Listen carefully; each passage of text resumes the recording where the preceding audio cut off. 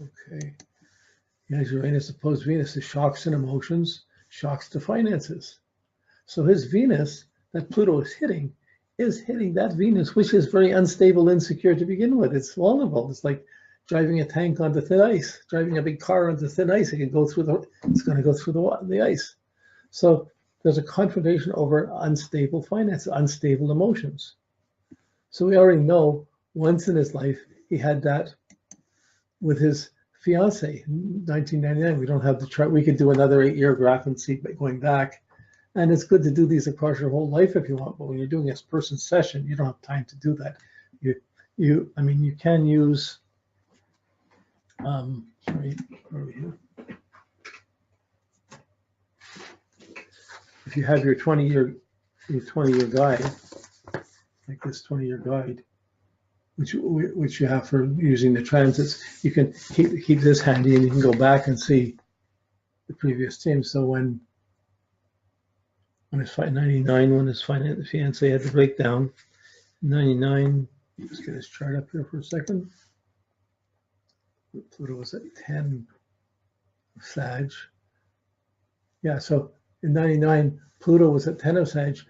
It had gone over, it was squaring, and it finished squaring his sun and his Mercury. So when his heart broke, he had the Pluto active or in that vicinity.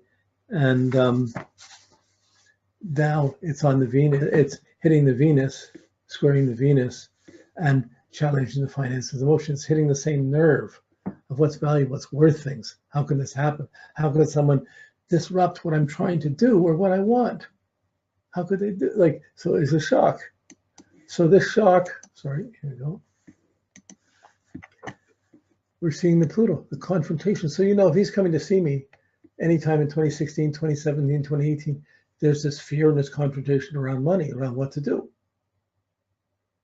Now it's interesting, things were blocked, but in the end by the fourth hit of this, Pluto, he found out about my classes and started studying with RASA as Pluto squared his Venus. He didn't have the money, but he had the interest, and he was following, and he would build it up. He wants to build. He already knows enough astrology. He could be worried. He's already been doing people's charts and stuff, but he's putting himself through. This is an audit. The Pluto to the inner planet, especially Venus, is really harsh and confronting and challenging. It's fearful around love, around appreciation, around money. There's power struggles, confrontations, and for sure, if you're not getting loved or appreciated, now this can just be, for someone else, it could be a kid getting into drugs and they're hurt, or it could be some other thing with finance. Your emotions, your choices get challenged and narrowed, and you're having to deal with necessity and make necessity choices. So in the middle of all this necessity, well, by the time halfway through, he added the astrology into it. It was perhaps a gleam of hope, of knowledge, of ideas that might get him through. Now he's just come through that and maintained his studying through all of Pluto Venus. So against the harshness, he still learned deeply. And really, it's a good thing the scholarship was there, because he probably, if it weren't for the scholarship, he probably wouldn't have had the excess money to be able to take the courses. But here we are. So he's just coming out of that. We're in 2018, that went through. We can go into, so when someone's living and they're talking to him, you say, well, what happened? You say, well, what was the worst times? You say, well, this really started back in 2016, but he had the breakdown in 2015. So it's not showing there, but it was going from bad to worse. The harshest, the dealing with it, the getting through it, the purging it, the breaking the boil, the confronting it, and confronting his values really came up 2016. So since that happened. Okay. So he's had these two big disruptions, one with the wife becoming schizophrenic and that breaking. So his his source of his own family, and then his own family disrupting and threatening everything he had too. Whoa. His Venus is going to get, his Venus in Aries, he's going to get angry, and but he doesn't want to lose what he has. He has to fight for it. That's the Pluto, fighting for what you have.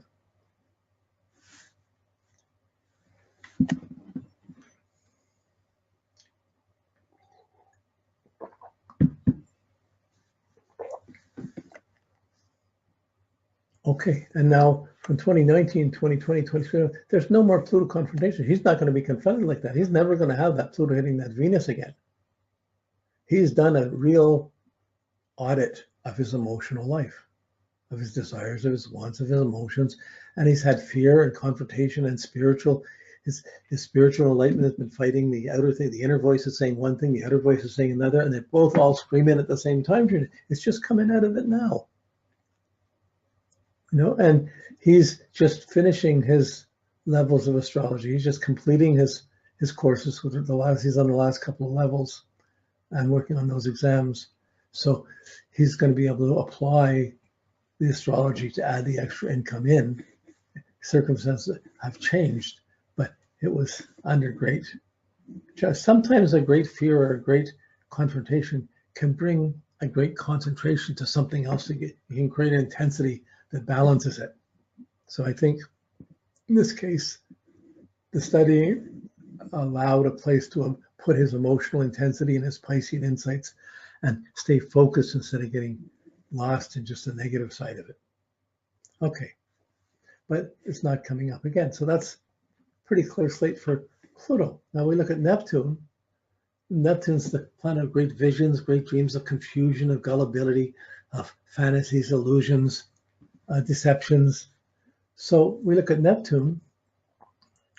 I mean, he's still, in these 4 years, he's still going through his personal identity crisis. He's going through personal growth. Who am I? Where am I going? He's at the 7 most selfish years of his life. For him, 8 most selfish years of his life. He's working on problems within himself. That's taking away from time not fitting in out in the world. He's not going to get the seniority to support so much from outside. He's had to work on things with himself. And in this time period, he's had to fight to protect what was his, to protect his home and his security. And his understanding, his spiritual understanding should be fired. Pluto can be a real spiritual influence, but it comes right through the fear and the pain. But Neptune is the visionary thing. We look at 2014, Neptune's been conjuncting his sun, 2014, 2015, and conjuncting his Venus. No, that's Uranus. Neptune's conjuncting his sun, goes on and conjuncts his Mercury in 2017, 2018, and then there's no more Neptune. So Neptune idealizes, enchants, fantasizes, so it's dreamy, it's visionary, it's mystical. So on a mystical level, on an artistic level, on a visionary level, Neptune was really profound through 2014 and 15. He's going over his sun, he's seeing the dreams, he's seeing the visions, and just at the end of that, he sees he's been kind of gullible in the vision. Can't turn it off, it's good he had it, but the reality of the family blowing his income and threatening his house and him having to come out of the dream to suddenly deal with the harshness of money. It's like this is a really 2015 into 2016 was a really harsh shock. I know it's right. I know what I'm doing. He's going on his faith. And then everything was challenged. So his ability to be positive, to maintain his enlightenment, and to be negative and caught in the darkness and have to work through it. Wow, it's a really big challenge. So that was a big shift from, he had his breakdown. So you can see going from the belief of Neptune to the sun into the harshness of Pluto. Wow, it's like you're in a bubble, you're in a dream, and you're playing the music, you're dancing, listen to it, and someone comes in and starts cussing, swear, and breaks it up, and you're like, what? And you're not prepared. Like he had to do the audit right on the heels of the great visions. There's a big contradiction here. If they're both at the same time, they would be happy, but one came first and then the other followed. So after 2 years of the enchantment came 2 years of the rape or the non-enchantment, the harshness, the confrontation, the reality check, the emotional reality check. Here's the reality, I have to take care of this. Here's the dream I want to go for, what I believe in. And when Neptune's over your sun, that's the vision quest of your life. You really, and it's down in his fourth house, how he wants to live, how he wants to believe. He's done a lot of work for his spiritual understanding. And he really is going to, this is opposing his 10th house, opposing the midheaven. Like this is stuff where it's opening up his depth, but not necessarily fitting in. And as it was opening his depth, he wasn't looking at the practical things out around him, and people took advantage of it, family, and he had to pay the cost. So that's a quick sum up, but you can keep going into any phase of this, any month in the spring. You see just between Neptune and Pluto, It was one, then the other consistently from 2 years of the dream, 2014-15, then the breakdown, then 2 years, 2.5 years of the confrontation. But inside the confrontation, after the first year, 2016 was, in the beginning of 2017 was the harshest, but then Neptune came into conjunct his Mercury through 2017. So any one of these, you can slow down and talk on any one of these specific aspects for the time period it's in, and you're right in touch with that person. They'll know you're talking about it. If you see, well, is it this? No, it was like this. They'll start talking about it, and you'll know very quickly what it is and what it's going to come back to, or how long it's going to last. And they'll say, oh yeah, that was like, they'll know exactly what it is. They'll see it. This is the beauty of astrology. We're going into timing now. We're seeing what's affecting. It's affecting his Mercury. First his Sun down in the 4th house, squared by Neptune. Then it's affecting his Mercury. So he had the big dream, but he wasn't, family, other people weren't that reliable around him. They weren't in the same place as he was. It goes over his Mercury, still down in the 4th house, but there's no bad aspects to the Mercury. His mind is very clear in this. And Neptune represents the visualizing, the dreaming, to be able to visualize and expand one's way of thinking and see things differently. This is an opening up of Neptune. It can be very moralistic, but we have the Neptune coming over conjuncting his Venus. It's one of the most imaginative times in one's life. One's imagination, one's thinking structure gets opened up. His vision started 2014-15, and even though the confrontation is going around, there's still, his mind is still lighting up and seeing a huge potential thing. So his mind is up in space and sky and visions, while his financial reality is still harsh. He's living in harsh circumstances. But he wouldn't be able to turn off the thinking and the studying and the learning. This is his whole period of coming into learning, going through RASA and learning the astrology. You wouldn't expect it with the Neptune. You would expect it with other planets, but still, it was more than the study of the astrology. It was a reinforcing his faith and reinforcing his belief in his own ideas. So that was there through 2017. It was there through 2018, and even right up till now. It's just coming out of this stage as he's finishing his classes. So for 2 years, he took, while the harshness was going on, he's built up a new belief system, or an extended his belief system, or his mind is connected to seeing the visions of things. So he has the positive vision of things in spite of the harshness, that's financial harshness that's been around him. Yeah, you have all the visions, but then you still got to pay the rent and the food, and put up with things.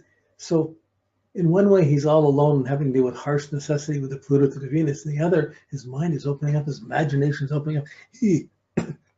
He's seeing great visions. Up till now, he could see the visions and they would come through mentally, but he wouldn't see them. He wouldn't have the finances to be able to act on them that much. He just had to keep studying.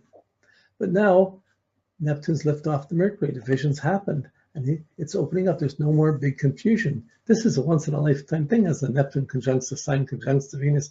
This is really quite affirming his having said, I had an enlightenment, and he's had visions, he's had other things. He certainly had a lot of inner things. If it wasn't inner things, it would be socially conscious things that have come up incredibly.